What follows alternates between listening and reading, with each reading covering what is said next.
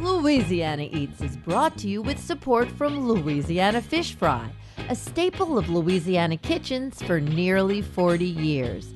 Maker of batters, coatings, boils, tartar sauce, cocktail sauce, and more. Dig into homemade Louisiana flavor.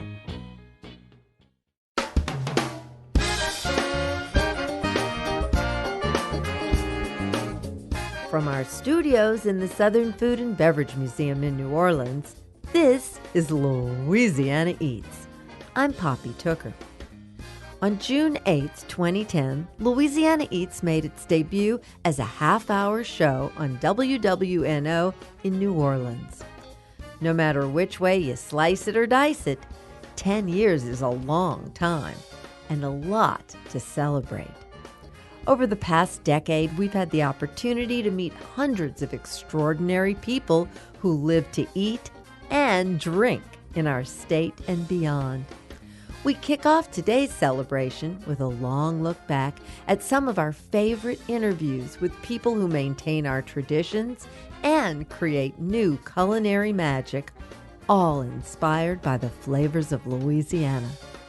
Today's show includes everyone from a voodoo priestess to an alligator hunter. We'll take a ride on the Roman Taffy Candy Wagon, a New Orleans streetcar, and even visit a biodiverse farm up in Bossier Parish. We've hit the double digits. Yay! So glad you're here to help us celebrate on this week's Louisiana Eats.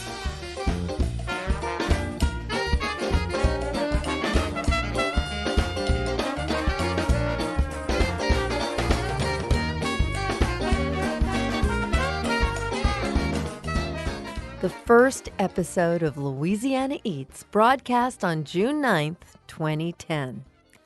That year also marked the 125th anniversary of New Orleans' streetcar line. For the very first time, the crew went out into the field to produce a piece on location by taking a streetcar ride with historian Michael Mizell-Nelson. In his research, Michael definitively proved that it was during the streetcar strikes of 1929, what was once known as a loaf became our iconic poor boy sandwich. Michael championed the poor boy loaf with such passion that in 2004 he helped form the Poor Boy Preservation Society, a group that later began the annual Oak Street Poor Boy Festival. Let's ride that streetcar with Michael again, one more time. Well, there were a lot of stories about the streetcar strike, and I heard those, but there are other stories too about how the po' boy sandwich got its name. But I started to look into it just to try and see if I might find some evidence, and I stumbled across a letter from the Martin brothers, who had a coffee stand and restaurant in the French Market. And it was among many letters from businesses, coffee companies, furniture stores, people who were donating goods and services on behalf of the strikers in 1929. But then I started to look at some of the menus, and I wanted to see when did the term po' boy or poor boy start to appear on the menus. And of course, old-time New Orleanians remember loaves. Sometimes you'll still see that on menus. Loaves for the French bread sandwiches. So you don't see that occurring until the early 1930s, so it is something that develops out of there.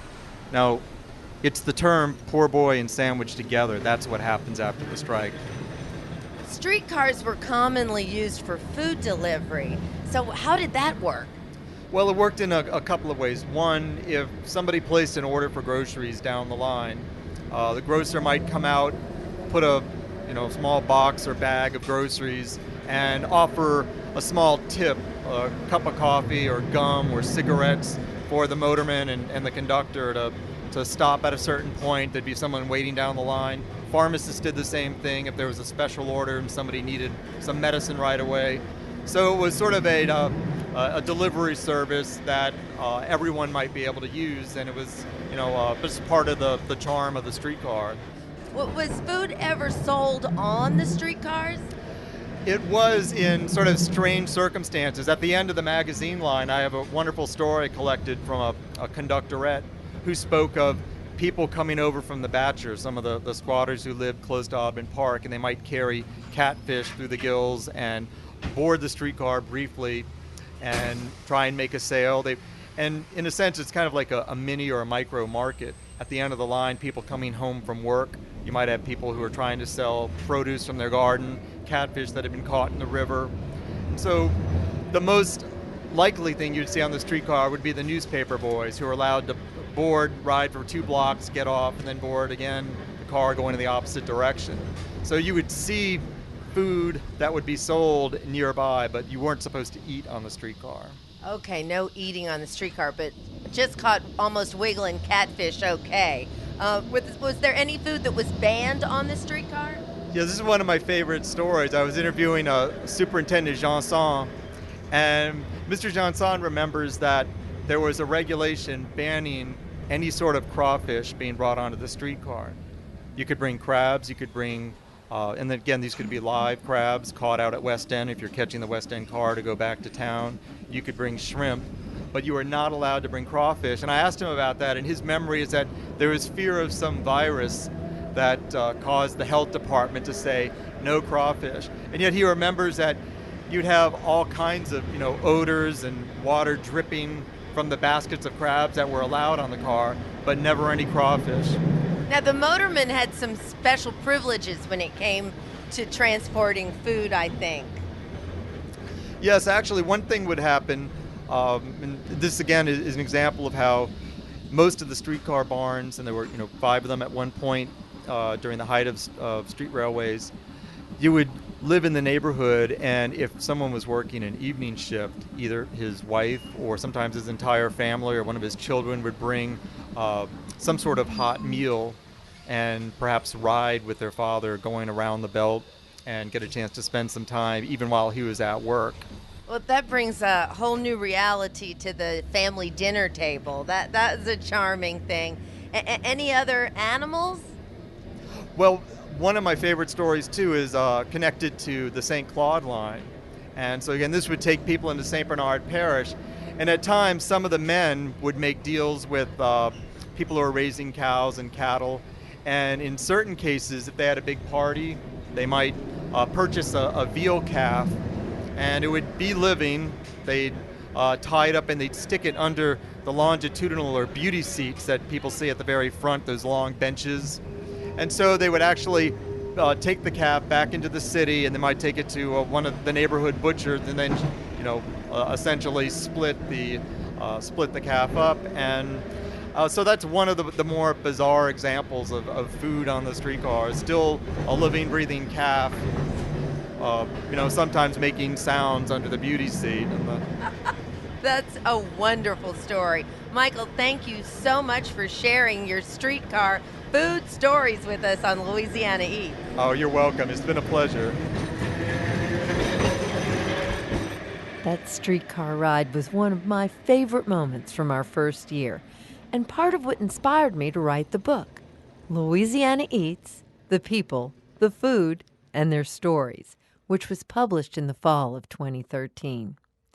Sadly, Michael Mizell-Nelson, poor boy historian and champion, passed away in 2014. But his legacy lives on today with every streetcar ride and in every poor boy sandwich.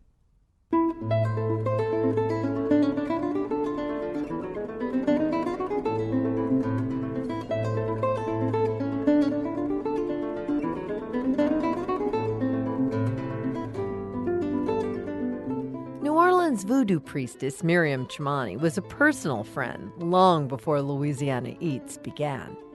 Naturally, I invited Priestess Miriam to join us in an early episode where she talked about the magic of herbs and told our fortune by throwing the bones.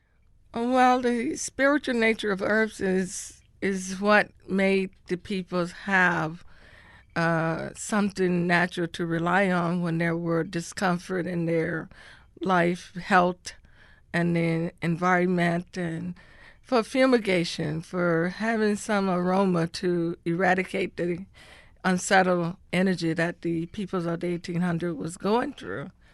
And equally today, people need them for their emotional stresses. And that day, it was like the true natural pharmaceutical. It was what was all natural.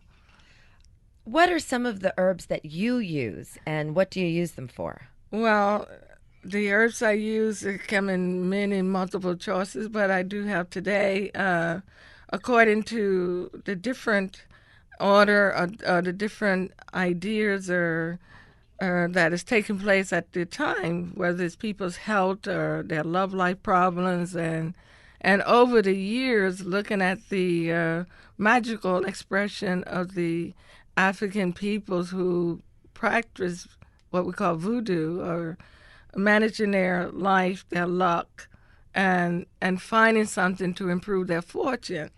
So I have for love life, which is sometimes top over the health. For many people, you're right. That Yeah. comes first. So it's amazing. You can use right out of your kitchen. There is jasmine. You can have lavender or cinnamon. Ginger is a big herb that can be used to improve or empower your love. What about luck and money? What would you use? Oh, luck and money, and many people walk with the John the Conqueror root in their pocket. And along with many other herbs, they have a lovish root. And I was in Georgia, and they call it the bowhog. Oh, so if you were going to the casino, you'd put the John the Conqueror root in your pocket. Exactly. And then many people are probably not familiar with the herb or root they call devil's shoestring. What is that? It's like a wood. It could come from the limb, but it also have like a vine that you can make your good luck hand. You can make your powerful, lucky hand, and you can equally carry it with you for gambling, or just carry it with you even if you got to deal with court situation. Now, what is a mojo bag, and why would someone need one? Well, mojo bag is unique because it's remind you that you don't have to have fears or worries. It's something to remind you that you got your luck. Many times people are not able to just project with their mind, but they need a little tool to carry with them to help them to arrive with some trust and security in their mind of achieving or what they want to achieve for their successes. Well, Miriam, I see that you brought one of my favorite of your little bags with you to the studio today. What's in the bag you've got there? Oh, it's like rattling those bones. Well, I was wondering if maybe you would rattle the bones for us and see how things are looking for us here at Louisiana Eats.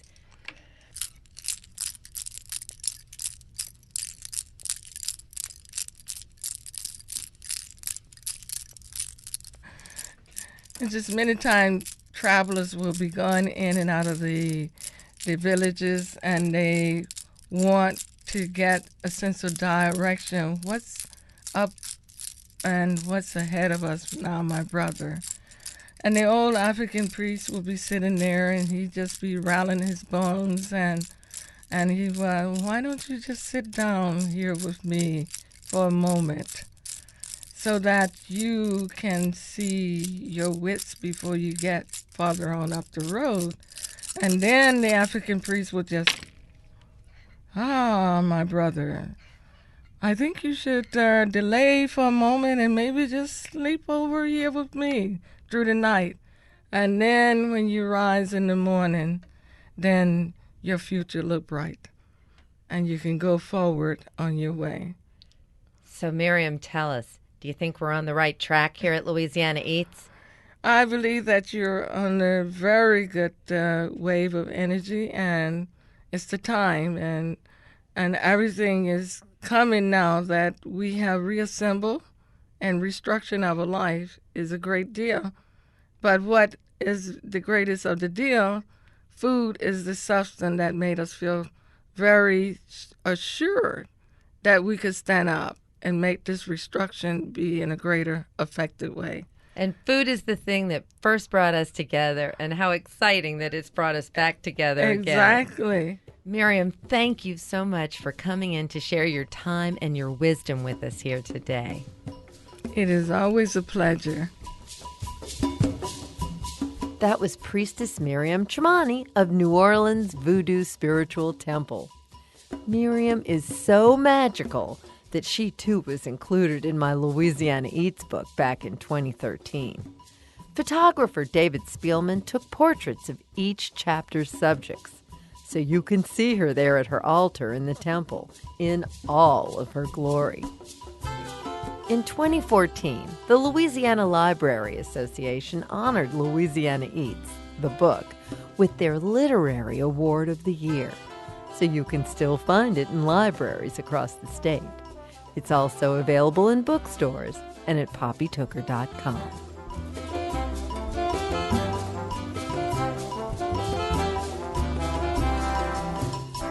Coming up next, more favorites from the past 10 years. Louisiana Eats returns after a break.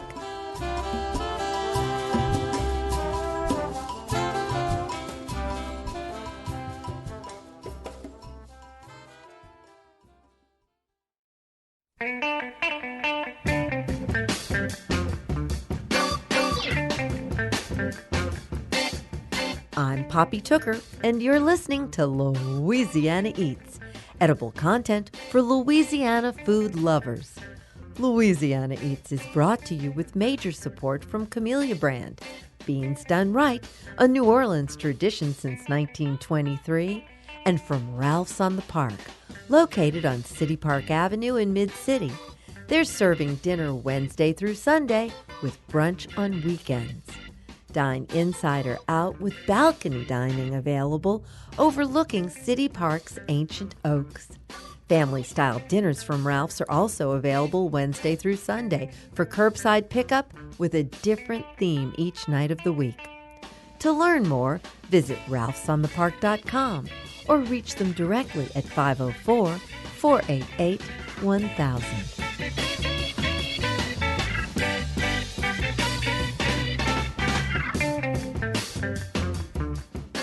We hope you're enjoying our trip down memory lane. What's your favorite Louisiana Eats memory from the past 10 years? You know, one of those driveway moments when you just had to keep listening. We'd love to hear about it. Give us a ring on our phone line at 504-264-3149 or email us at louisianaeats@poppytooker.com so we can share your memories with everyone. And now, on with the show.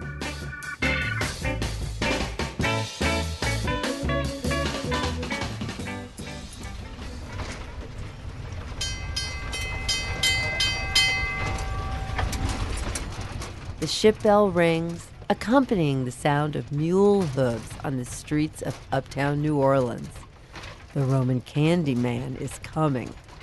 The mule knows the way up Octavia Street to St. Charles Avenue as Ronnie Kotteman pulls the shiny strands of taffy. This sight has been a daily occurrence in New Orleans since 1915, when Ronnie's grandfather, Sam Cortez, began selling taffy candy, a recipe that originated with his grandmother in Sicily.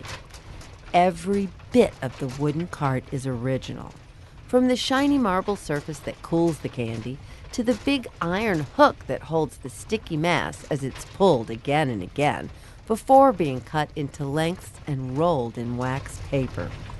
Ronnie, thank you for letting me ride the wagon with you today. Oh, you're welcome. So where are we going? Today we're going to ride around the Uptown neighborhood, and I'm going to eventually end up over by Newman School. Do you have a regular routine? Not exactly. I just kind of go around the neighborhoods and feel it out and see where I might be able to sell the most candy, and that's where I'm going to work, you know. So what was your grandfather's routine? He had a regular one, didn't he? Not a regular routine, but he had, you know, certain routes that he worked, and he covered way more of the city than I do. His western boundary was the Causeway, And to the east, he went across the Industrial Canal into the Ninth Ward and Chalmette. And he worked from the lake all the way across the river to Algiers and Gretna. He crossed the river? Yeah, you used to be able to get on a ferry, and in those days they had ramps that were built for horse and wagon, and they had slats on the ramp, so the horses could catch the slats with their feet, and they wouldn't slip. And so you could get on a ferry and go wherever you needed to go. Oh, hi. We got strawberry, vanilla, or chocolate. I got one of each. $3. Thanks a lot. So, how did your grandfather become the Roman candy man? Well, my grandfather, his parents came from Sicily. He was a first generation born here, first generation American. As a little kid, he was run over by a streetcar when he was about 10 years old and lost both legs. Basically, when he went back to school after the legs healed, they considered him to be a problem at school because he had to be carried around, and he drove a little goat cart to get to and from school, and sometimes the kids used to let the goats run around the school, and they didn't seem to like that too much. Goats running through the classrooms wasn't fun, not for the administration anyway. So they kicked him out. He was booted out of school in the 3rd grade, and so he had to do something. So he took the goat cart, put some fruit and vegetables on it, and he went out peddling from the time he was like 12 years old. He was a peddler. Eventually, he got a full-size wagons instead of a goat cart. But his mama used to make this candy. She just made it for special events, like Christmas and New Year's and St. Joseph Day and things like that. Anyway, sometimes she'd have candy left over, so he'd just take it with him out on the route, and he sold that. And after a while, people started asking for it. Yeah. Ronnie, I know you've had a bunch of mules over time, and one of them, if I'm correct, her name was Rose, and she was sort of a special mule, wasn't she? Oh, yeah. Rose was the smartest animal I've ever been around, of any kind. So she even knew how to parallel park, I think, huh? Yeah. Yeah, the first time I went downtown with her, we had a spot that was in between two cars, and that was the only place to park down there. So, I pulled up next to the lead car and tilted her in toward that car, which is, not something you normally do. I mean, normally you don't try to get as close to a car as you can.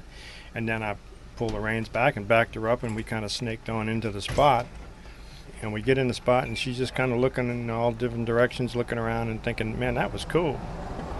So, I showed her, I think, one other time. And after that, you could just pull up to a car and just pull on the reins back, and she would just back it right in there. Hi. We got strawberry, vanilla, or chocolate? I'll take strawberry. All righty. Thank you very much.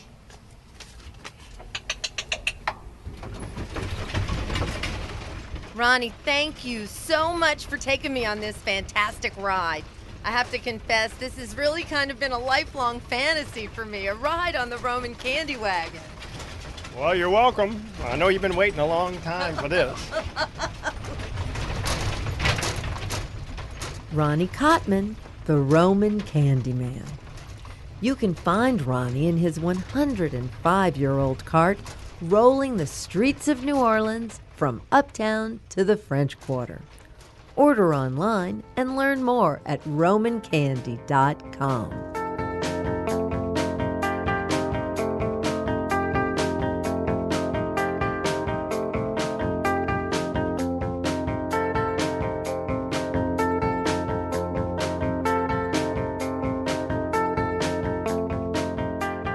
Joey Fonseca of Outlaw Catfish is truly a wild man of the swamps. In the early days of the Crescent City Farmers Market, Joey and his wife Jeannie reintroduced New Orleans to the taste of wild catfish, a buttery, delicious flavor very different from farm-raised. With his handlebar mustache and long mane of white hair, Joey looks as wild as the food he brings to market. Every September, Joey can be found trapping alligators in the swamps and bayous of Louisiana.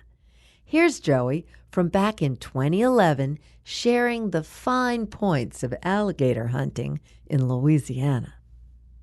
Joey, welcome to Louisiana Eats. So glad to be here. So September is alligator season, and I am really thrilled that you could take the time to come and visit with us. Now, what I'd like you to do is walk us through the alligator hunting process. Well, suppose we paddle through it instead. That's a deal. You got it. Okay.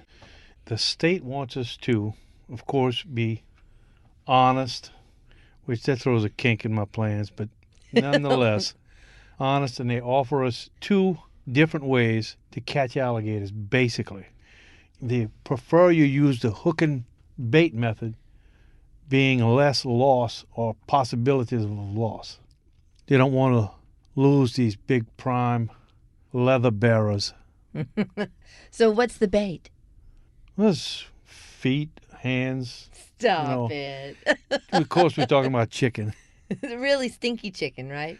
Preferably 2.5 days old.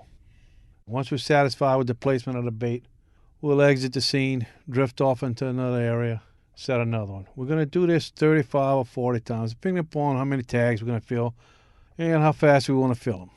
So the baits are all set. And how long do you leave them out before you go man, check them? I can't wait. I want to go run them now. The baits are all set. You're supposed to once every 24 hours. Okay. Mandatory. Come hell or hurricane. So how can you tell when the alligator's on the line? You ask him. Mostly, you have a straight taunt line. Really good indication. We're going to play. And then what do you do? We dance. For the most part, 22 Magnum pistol, preferred method of execution. You have other things you do too, Yes, though, I've done it in several different varieties. It's- Spice of life and all that. We take salt and pepper in the boat. First, I talked to him. Couldn't get along without it.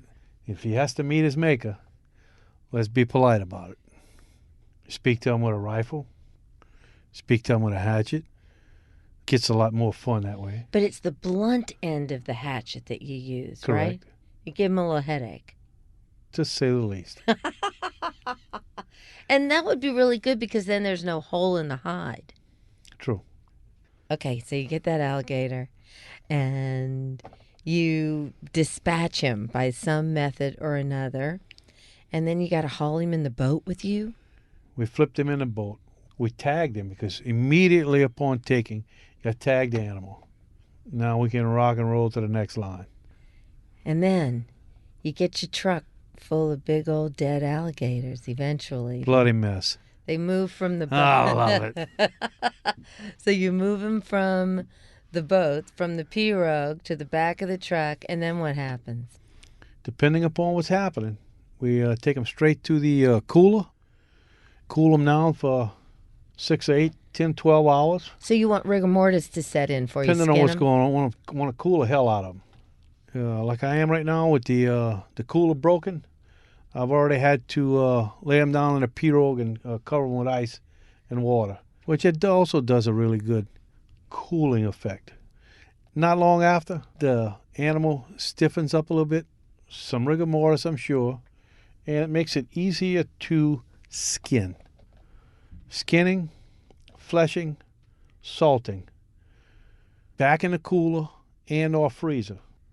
And then once you've tagged out, go to Lafayette. I used to go to Lafayette every year. They changed location on me now. I have to go to Bro Bridge or something. What is your favorite cut of the alligator? Which piece of the gator do you like the best? My favorite cut is when the hatchet hits and it cuts his skull open. Stop it. And he's mine. That is not the question. Well, No, I mean, we're I was talking just about thinking about cuts. We're talking about cuts of meat. What's normally considered the filet mignon is the tenderloin. I mean, certain muscles within the tail. Okay, so it's certain muscles in the tail. Correct. Is the filet mignon of the alligator. Wow. Well, I want to thank you so much for taking the time out from the hunting to come and talk with us on Louisiana Eats. Darn, I wish I could stay.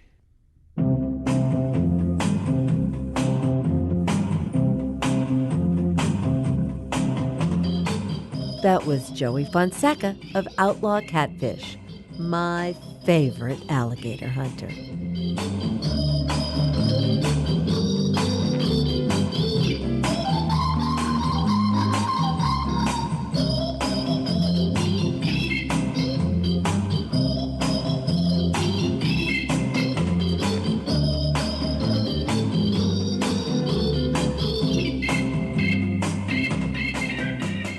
What was the biggest news story back in the summer of 2010 when Louisiana Eats made its debut?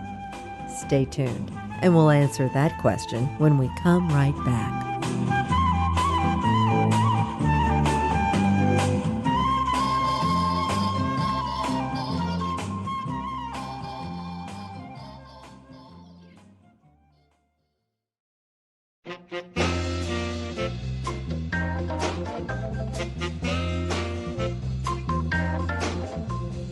I'm Poppy Tooker, and you're listening to Louisiana Eats, edible content for Louisiana food lovers. Louisiana Eats is brought to you with major support from Louisiana Fish Fry, breadings, boils, new air fry mixes, and more classic Louisiana dishes available everywhere. Dig into homemade Louisiana flavor. And from the St. Tammany Parish Tourist Commission. Located 40 minutes from New Orleans' French Quarter, the North Shore's Tammany Taste features the chefs and farmers, brewers and bakers of St. Tammany Parish's culinary scene. St. Tammany Parish is open for business again. Visit LouisianaNorthshore.com to discover more. Louisiana's North Shore, where New Orleans has come to play and get away for more than a century.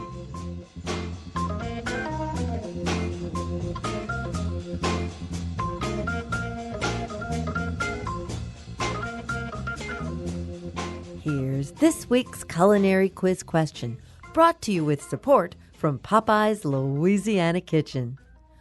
What was the biggest news story back in the summer of 2010 when Louisiana Eats made its debut? On April 20th, 2010, the explosion of the Deepwater Horizon caused the death of 11 people and resulted in the greatest environmental disaster to ever occur in the United States. Over 87 days, an estimated 134 million gallons of crude oil leaked into the Gulf of Mexico, killing hundreds of thousands of seabirds, turtles, dolphins, and marine life, and destroying estuaries and wildlife habitats from Texas to Florida. Eventually, British Petroleum paid out a $20.8 billion settlement, but our wetlands were scarred forever. A little later in today's show, we'll revisit that terrible time. But first, here's a happy memory from one of our favorite farm visits ever.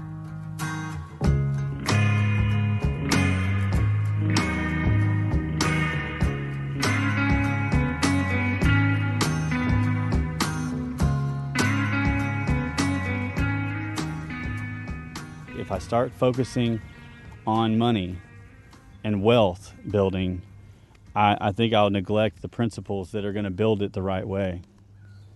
I didn't get into this to get rich, but I think we can build something that can take care of our family.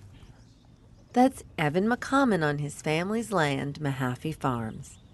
Located outside of Bossier City, Mahaffey Farms has been in Evan's family since 1927 and thrived as a working farm for decades before Evan's great-uncle passed away. The path of least resistance was, if these pine trees are trying to grow here, let's let them do it. So we started raising pine timber. Which they grew until the timber economy bottomed out a few years ago. I'm like, what are we going to do? You know, I had all my eggs in one basket. So how can I diversify? How can I figure out other ways to keep this family land alive and invigorate it?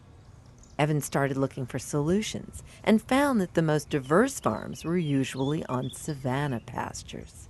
Basically, what savanna means is widely spaced trees. That a forest is a dark, foreboding, dark place, and really savanna has grass, has multiple layers of different size plant species growing together. And it's actually, because of that, you basically have more surface area, and you're collecting more solar energy than any other system on the planet in a savanna, which supports more species.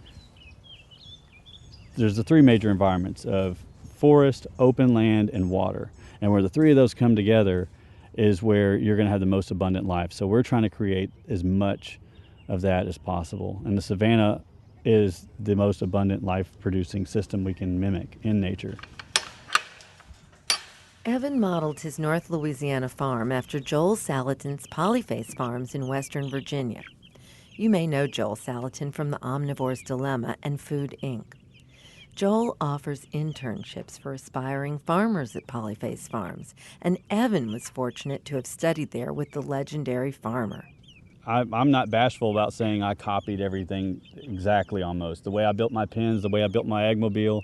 And that's kind of like, you're just copying Joel Salatin. Well, yeah, that's like a basketball player copying Michael Jordan, of course. Exactly. No need to reinvent the wheel. No, and if it's you working learn great. from the master. Right. Yeah. And we're making adjustments for our southern climate. It's a little bit different than the Shenandoah Valley here. A little bit different soil, a little bit different heat. And so just little minor changes.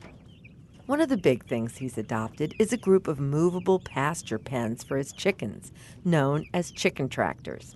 They're 10 by 12-foot shelters made out of aluminum siding that come up to your knees. And the way they work is you move the chickens every day, and this gets them access to fresh green grass on pasture, bugs, the environment that a chicken's supposed to be in, and the nutrition that they're supposed to get, instead of being locked in a dark house on top of their own excrement. These are moved every day to fresh, clean ground off of yesterday's manure. But chickens aren't the only animals Evan's raising on the farm. He's got cattle, goats, and pigs. We have 4 groups of pigs on the farm right now. A pig is a woodland creature.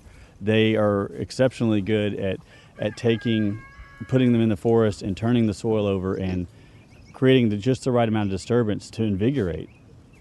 For us converting from timber or forest to a savanna pasture, they're the perfect animal to help us do the work. This is where they're meant to be. There's a reason why a pig has a plow on the end of its nose. It's so that it can forage for roots and bugs and all these different things.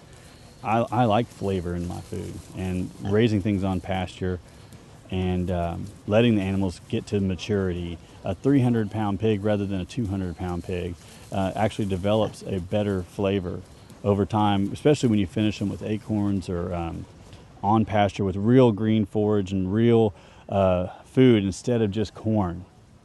And that's what their meat's supposed to taste like. As much as possible, Evan lets Mother Nature do the heavy lifting while he attends to the farm's management. So like if you add pigs to your operation, that encourages 8 more species, or it will support them. So by putting these pigs here, we're going to bring in different types of birds that we're going to rely on them for different things, and different insects and different plants are going to thrive with the addition of each species. So I'm excited about having just thousands and thousands of. I want this place to be just the Garden of Eden is what I'm trying to build. It's really a legacy for me, is that my uncle left this for us. He left this thing, and the family, not by any fault of our own, but just no one was here to do it. And so now I'm taking over and saying, okay, we're going to keep this family legacy in this farm, and we're going to turn it into something that we're proud to pass on. And then I'm happy to see something real get done with it, instead of it turning into another real estate development. We don't want to see more suburban sprawl. We want to see sustainable agriculture sprawl is what I want to see. That was Evan McCommon speaking to us back in 2014. Since our visit, Mahaffey Farms has been thriving, continuing to offer produce and pastured meats throughout the greater Shreveport-Bossier area. Visit mahaffeyfarms.com for information on home delivery and farm stand pickup. I'm Poppy Tooker, and you're listening to Louisiana Eats.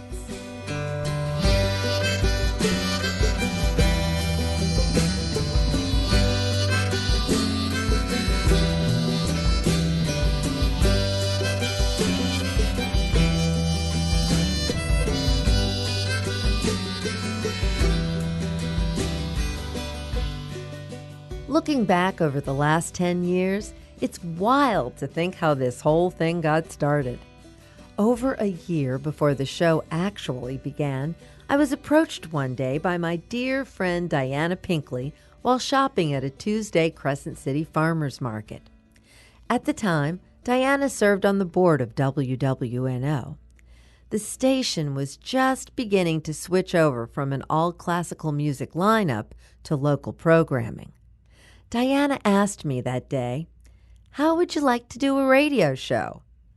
I'd never thought about having my own show at the time, but I answered, "Yeah, I think I could do that."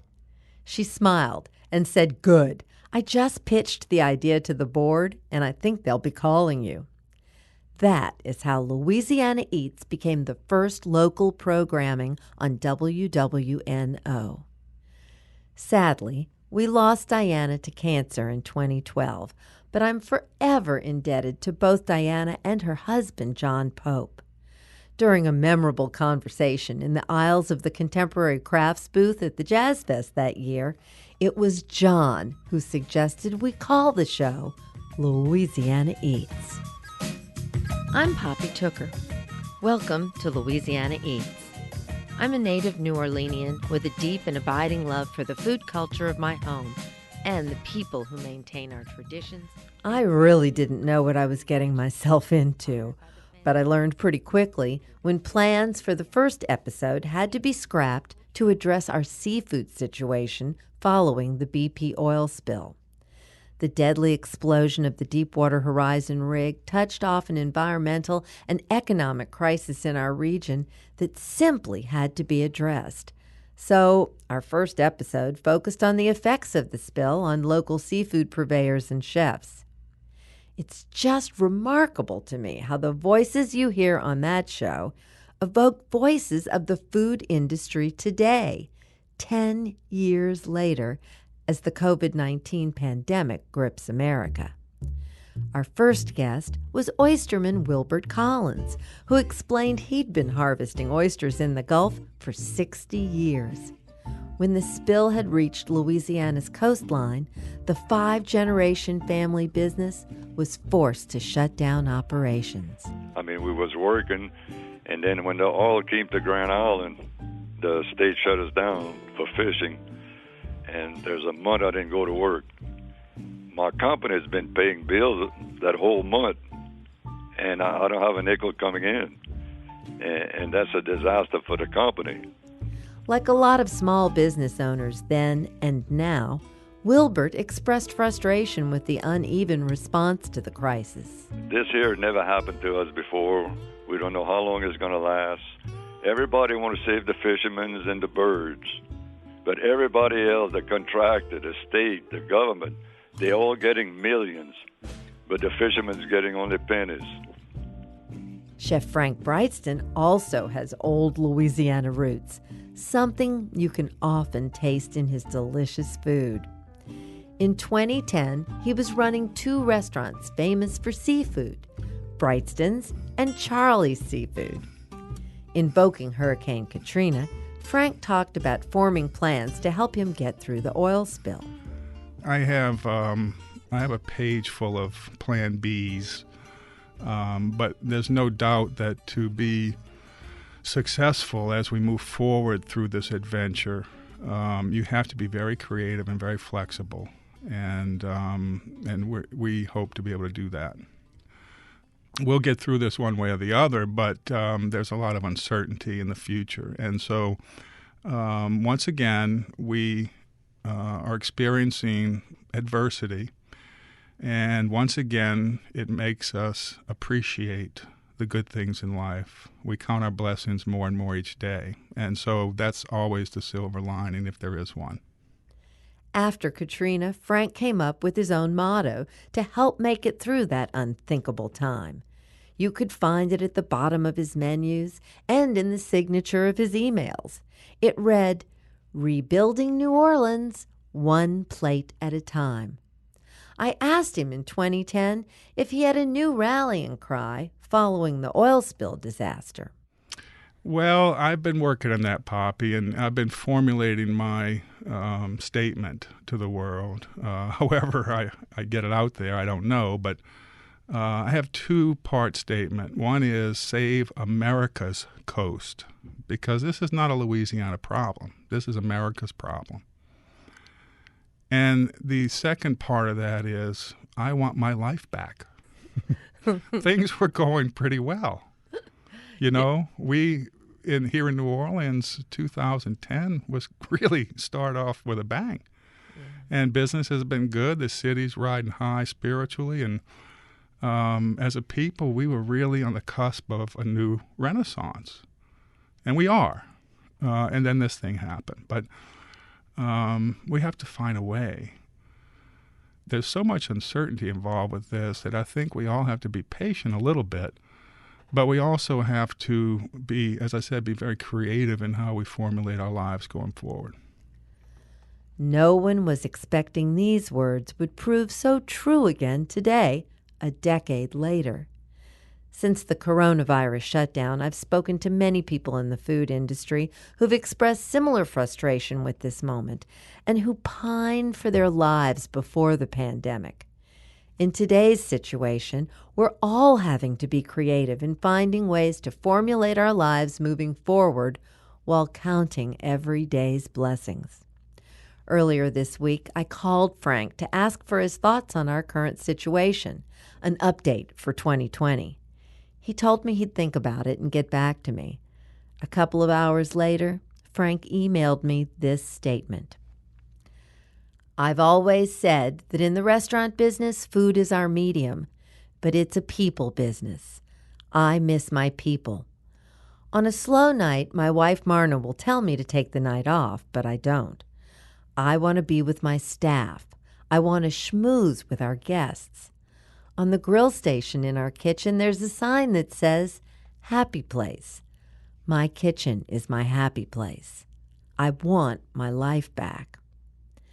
After a decade of incredible challenges for Louisiana's food industry, the kitchen is still Chef Frank Brightston's happy place. That's a sentiment we've heard echoed time and again by the hundreds of chefs, bakers, brewers, bartenders, hunters, farmers, fishers, and countless others whose stories we've been lucky enough to share with you over the past 10 years. It's a tough business. But for the people who love it, it's the only option. Here in Louisiana, we're a food-obsessed bunch. We truly live to eat and drink, and I'm grateful for it.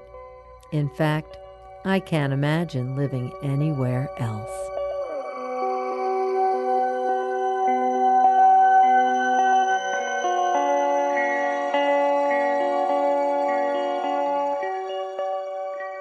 That's it for this week's edition of Louisiana Eats, edible content for Louisiana food lovers.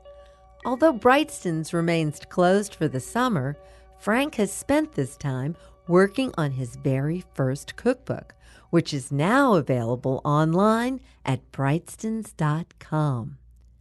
You can catch up on previous editions of Louisiana Eats on poppytooker.com, where we have 10 years of Louisiana Eats editions available for pod and webcasting, along with recipes and videos, too.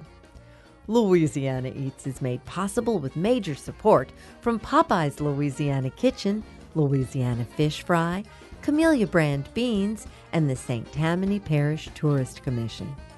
Additional support for Louisiana Eats is provided by the Bourbon House, from oysters to redfish, serving fresh Gulf seafood and American whiskey on Bourbon Street. Now open every day for lunch and dinner, 11 a.m. till 8 p.m. Visit thebourbonhouse.com to learn more. Original theme music composed by David Pomerleau and performed by Johnny Sketch and the Dirty Notes. Big thanks to senior producer Joe Schreiner and special projects manager Reggie Morris. And to our business manager and social media maven, Maddie Mullidew. Catch up with us anytime on Instagram, Twitter, and Facebook too. Louisiana Eats is a production of Poppy Tooker Broadcasting.